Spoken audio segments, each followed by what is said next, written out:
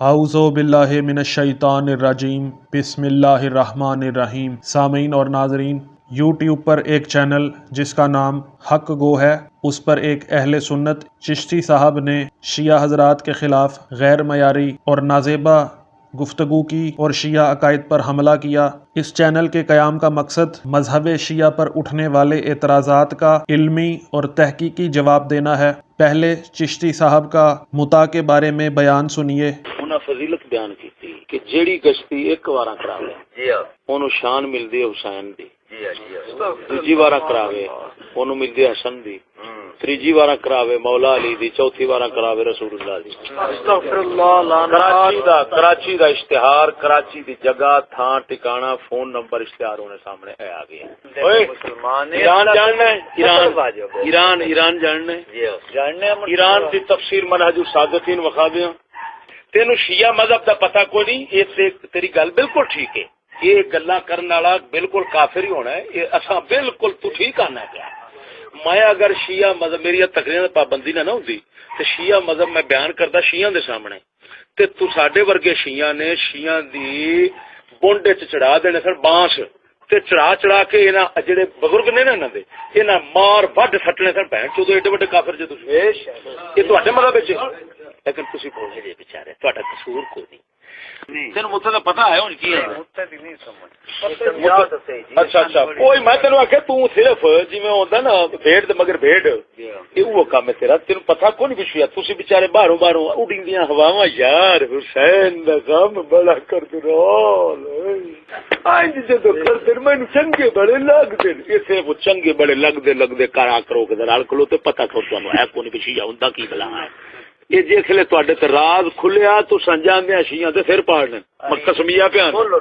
جی سامعین، آپ نے دیکھا کہ چشتی نے متع کرنے والی عورت کو گشتی کہتے ہوئے شیعہ حضرات کے لیے انتہائی نازیبا الفاظ استعمال کیے۔ اب میں آپ کے سامنے دیوبند مسلک سے شیعہ ہونے والے مولوی محمد اسماعیل، جو اسماعیل دیوبندی کے نام سے مشہور ہوئے، کا ایک مناظرہ جو مولوی محمد صدیق اف تاندلیا والا سے اسلام اور ایمان شیعہ کے موضوع پر ہوا۔ اس مناظرے میں جب تحریف قرآن کے موضوع پر مناظرہ ہو رہا تھا تو مولوی نے فوراً ٹریک کو بدلتے ہوئے متع کے موضوع کو ڈسکس کرنا شروع کر دیا اور وہی تفسیر منہج الصادقین کا حوالہ دیا۔ اس کے جواب میں مبلغ اعظم اسماعیل دیوبندی علی اللہ مقامہ نے فرمایا کہ حضرات، سنی مناظر اصل موضوع کو ثابت نہیں کر سکا، لہٰذا ادھر ادھر ہاتھ پاؤں مار رہا ہے۔ اصل موضوع ہے شیعہ کا ایمان اور اسلام، مسئلہ متع موضوع نہیں ہے۔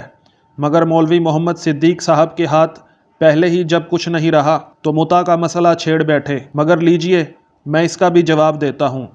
اولاً تو متع قرآن مجید سے ثابت ہے، فَمَسْتَمْتَعْتُمْ بِهِ مِنْهُنَّ فَآتُوهُنَّ أُجُورَهُنَّ، یعنی پس جو متع کیا تم نے ساتھ اس کے ان عورتوں میں سے، پس دے دو تم ان کو اجر ان کے جو مقرر ہوئے۔ پھر اسماعیل دیوبندی نے کہا کہ اہل سنت کی تفسیروں میں لکھا ہے کہ یہ آیت در باب متع نازل ہوئی ہے۔ دیکھیے تفسیر کبیر، اس میں لکھا ہے کہ ان المراد بہذہ الآیت حکم المتع، کہ مراد اس آیت سے حکم متع ہے۔ اور تفسیر ابن کثیر کی عبارت بھی سن لیجئے، قد استدلا بعموم هذه الآیت علی نکاح المتع، کہ اس آیت سے استدلال کیا گیا ہے اوپر نکاح متع کے۔ اور یہ دیکھیے تفسیر بیضاوی میں لکھا ہے نزلت الآیت فی المتع، کہ یہ آیت متع کے بارے میں نازل ہوئی ہے۔ اس کے بعد اسماعیل دیوبندی علی اللہ مقامہ نے مسلم شریف سے یہ حدیث پیش کی کہ عبداللہ بن مسعود رضی اللہ تعالی عنہ فرماتے ہیں کہ حضور اکرم صلی اللہ علیہ وآلہ وسلم نے ہم کو کپڑا دے کر نکاح متع کرنے کی اجازت دی۔ پھر عبداللہ نے یہ آیت پڑھی کہ اللہ فرماتا ہے کہ اے لوگو جو ایمان رکھتے ہو، اللہ کی حلال کردہ پاک چیزوں کو حرام نہ کہو اور اللہ کی حدود سے آگے نہ بڑھو۔ اب صحیح مسلم کی دوسری حدیث بھی سن لیجئے کہ حضور صلی اللہ علیہ وآلہ وسلم کے منادی نے ندا دی کہ تحقیق رسول خدا صلی اللہ علیہ وآلہ وسلم نے تم کو متع کرنے کا اذن دے دیا، یعنی اجازت دے دی، یعنی متع النساء، یعنی عورتوں سے متع۔ پھر اسماعیل دیوبندی علی اللہ مقامہ نے اہل سنت کی تفسیر ابن جریر سے مولا علی علیہ الصلوۃ والسلام کا یہ قول پیش کیا کہ اگر عمر متا کو منع نہ کرتا تو سوائے شکی ازلی کے کوئی زنا نہ کرتا۔ تو اسماعیل دیوبندی اللہ مقامہ نے فرمایا کہ آپ کا متا کو زنا کہنا غلط ہے، کسی تفسیر یا حدیث سے متا بامعنی زنا دکھاؤ۔ باوجود اصرار شدید کے ملا محمد صدیق اس کو زنا ہی کہتے رہے اور شیعوں کو خواہ مخواہ بے ایمان کہہ کر اپنا ایمان تباہ کرتے رہے۔ اسماعیل دیوبندی اللہ مقامہ نے فرمایا کہ مولوی محمد صدیق صاحب ذرا توجہ فرمائیے، میرے ہاتھ میں تفسیر مظہری ہے، اس میں سورہ نساء کی آیت متا کے متعلق روایت سن لیجئے کہ اسما جو ابو بکر کی بیٹی ہیں وہ فرماتی ہیں کہ ہم نے رسول اللہ صلی اللہ علیہ وآلہ وسلم کے زمانے میں خود متا کیا ہے۔ اب فرمائیے مولوی محمد صدیق صاحب کہ ابو بکر کی بیٹی بھی رسول خدا کے زمانے میں متا کیا کرتی تھی یا زنا کیا کرتی تھی؟ اگر متا کیا کرتی تھی تو تم ان کے فعل کو زنا کیوں کہتے ہو؟ کچھ تو شرم کرو، خلیفہ اول کی بیٹی کی عصمت پر حملہ تو نہ کرو۔ بس پھر کیا تھا، سنی مناظر کے طوطے اڑ گئے، دنیا اس کی حماقت پر ہنسنے لگی اور تالیاں بج گئیں، اور سنی علماء ایک دوسرے کو خود ہی ملامت کرنے لگے۔ ایک کہتا کہ جب پہلے ہی مولوی محمد صدیق سے کہا تھا کہ متا کا مسئلہ نہ چھیڑنا تو اس نے ایسا کیوں کیا؟ دوسرا کہتا تھا کہ سخت غلطی کی۔ تیسرا کہتا تھا خواہ شرمساری اٹھانی پڑی۔ اور صدر محترم حضرت لال حسین صاحب اختر روح رواں تحریک ختم نبوت مارے شرمندگی کے ماتھے پر ہاتھ رکھ کر اپنا چہرہ چھپانے کی بے سود کوشش میں مصروف نظر آ رہے تھے۔ اس روایت کے پیش ہونے پر سنی مذہب کی عوام پر حقیقت کھل گئی۔ اس شرمندگی سے بچنے کے لیے سنی علماء نے شیعہ مناظر سے کتاب طلب کی۔ جب کتاب بھیج دی گئی تو اس عبارت کو دیکھ کر رہے سہے ہوش و حواس بھی جاتے رہے اور ایک دوسرے کا منہ تکنے لگے تاکہ کہیں سے چلو بھر پانی میسر آئے تو ڈوب کر اس ندامت سے خلاصی کرائیں، مگر اگلے ہوئے الفاظ واپس نہیں ہو سکتے تھے۔ بالآخر سنی مناظر اپنے پرانے حربے یعنی ڈھٹائی کو بروئے کار لا کر مرتا کیا نہ کرتا یوں گویا ہوا کہ حضرات متا کرنا اور بات ہے، اس کا درجہ درجات پاکیزہ کے برابر ماننا دین میں جسارت ہے۔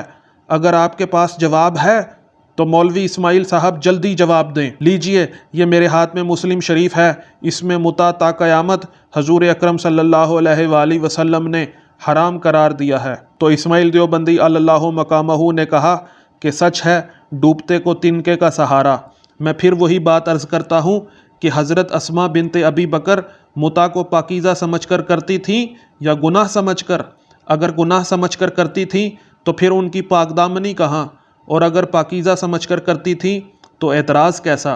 مولوی صاحب کی حالت پر مجھے خود رحم آتا ہے۔ اب ان کو متا کے خلاف تو کوئی دلیل نہیں ملتی، اس لیے فرماتے ہیں کہ متا کرنا اور بات ہے اور پاکیزہ ماننا اور بات۔ یہ ان کے اوچھے ہتھیار ہیں اور صحابہ کرام رضوان اللہ علیہم اجمعین کی بہو بیٹیوں پر حملہ ہے۔ اگر یہ کام پاکیزہ نہ ہوتا تو کیوں کرتی؟ مولوی محمد صدیق صاحب کے پاس اگر کوئی جواب ہوتا تو وہ ضرور دیتے۔ رہی بات متا کے درجات کی، تو متا جو چیز بحکم خدا و رسول و ائمہ طاہرین علیہم الصلاۃ والسلام ثابت ہے تو اس کے درجات کیوں نہ ہوں؟ اور خصوصیت سے یہ کہ جب عمر نے اس کو مٹانا چاہا تو اس کے زندہ کرنے کا ثواب کیوں نہ ہو؟ کہ جب مشکات شریف میں حضور پرنور صلی اللہ علیہ وآلہ وسلم نے ارشاد فرمایا ہے کہ جس نے میری سنت کو پکڑا فسادات کے وقت، بس اس کے لیے 100 شہید کا ثواب ہوگا، باقی رہ گیا لفظ درجہ 100، اس کا مطلب مولوی محمد صدیق کیا جانے؟ دیکھیے ترمذی شریف، حضور صلی اللہ علیہ وآلہ وسلم نے امام حسن اور حسین علیہم الصلاۃ والسلام کا ہاتھ پکڑ کر فرمایا کہ جس نے مجھ سے محبت کی اور ان دونوں کے ماں اور باپ سے محبت کی تو وہ قیامت کے دن میرے ساتھ میرے درجے میں ہوگا۔ تو فرمائیے اس حدیث کا کیا مطلب ہوا کہ کیا وہ شخص رسول بن جائے گا، یا یہ مطلب ہے کہ وہ قرب رسول میں ہوگا؟ اگر اس کے معنی قرب رسول کے ہیں تو پھر متا والی روایت میں قرب کا مطلب کیوں نہیں لیا جاتا کہ در باب متا عمر کو چھوڑ کر حکم متا کو ماننے والا شخص محمد و آل محمد علیہم الصلاۃ والسلام کے قرب میں ہوگا، کیونکہ اس نے رسول کے مذہب کی تائید کی اور بدعت عمری کا ستیہ ناش کیا۔ یہی مطلب حضور پرنور صلی اللہ علیہ وآلہ وسلم نے مشکات شریف پر صاف اور واضح طور پر فرمایا ہے کہ جس نے میری سنت سے محبت کی وہ میرے ساتھ ہوگا۔ تو اسماعیل دیوبندی علی اللہ مقامہ نے کہا کہ حضرات یہ ہے درجے کا مطلب، شاید اسی درجہ کی امید میں حضرت اسما بنت ابی بکر نے مطاع کیا۔ باقی رہا آپ کا یہ کہنا کہ مسلم شریف میں ہے کہ مطاع تا قیامت حرام ہے، تو حضور اول تو صحیح مسلم تمہاری اپنی کتاب ہے، اگر جرت ہے تو کسی شیعہ کتاب سے حوالہ پیش کرو، کیونکہ دلیل ہمیشہ مسلمات خصم سے دی جاتی ہے۔ اصول مناظرہ کو کیوں چھوڑتے ہو؟ اگر مسلم شریف کے مطابق تا قیامت مطاع حرام ہو گیا تھا تو رسول خدا صلی اللہ علیہ وآلہ وسلم کے بعد صحابہ کرام حضرت ابو بکر کے عہد میں اور نصف خلافت حضرت عمر تک مٹھی مٹھی آٹے اور کھجوروں پر کیوں مطاع کرتے رہے؟ ذرا آنکھیں کھول کر اپنی صحیح مسلم دیکھو، اس میں لکھا ہے کہ حضرت جابر بن عبداللہ رضی اللہ تعالی عنہ فرماتے ہیں کہ ہم رسول اللہ صلی اللہ علیہ وآلہ وسلم کے زمانے میں اور خلافت ابو بکر میں برابر مطاع کرتے رہے، حتیٰ کہ عمر نے اپنی کسی مصلحت سے اس کو منع کر دیا۔ بس پھر کیا تھا؟ مولوی محمد صدیق صاحب سے کوئی جواب نہ بن پڑا، آخری 5 منٹ بھی ملے مگر یوں رحم و کرم کی اپیل کر کے بیٹھ گئے کہ بھائیو مناظرہ بخیر و خوبی ختم ہو گیا، خدارا نعرے نہ لگانا اور تالیاں نہ بجانا، مگر شیعہ جوش مسرت سے نہ رہ سکے اور نعرے لگائے اور قصائد پڑھے اور مبلغ اعظم اسماعیل دیوبندی علی اللہ مقامہ کے گلے میں تقریباً 300 روپے کا ہار پرو کر ڈالا گیا۔ سامعین، اسماعیل دیوبندی علی اللہ مقامہ کے پیش کردہ حوالہ جات کی مزید تفصیل انشاءاللہ آنے والی ویڈیو میں آپ کو دکھاؤں گا۔ اگر آپ کو ویڈیو پسند آئی ہے تو ویڈیو کو لائک کریں، کومنٹ کریں اور زیادہ سے زیادہ شیئر کریں تاکہ مذہب آل محمد علیہم الصلاۃ والسلام کے خلاف دشنام ترازی کرنے والوں کو لگام دی جا سکے۔ السلام علیکم ورحمۃ اللہ وبرکاتہ۔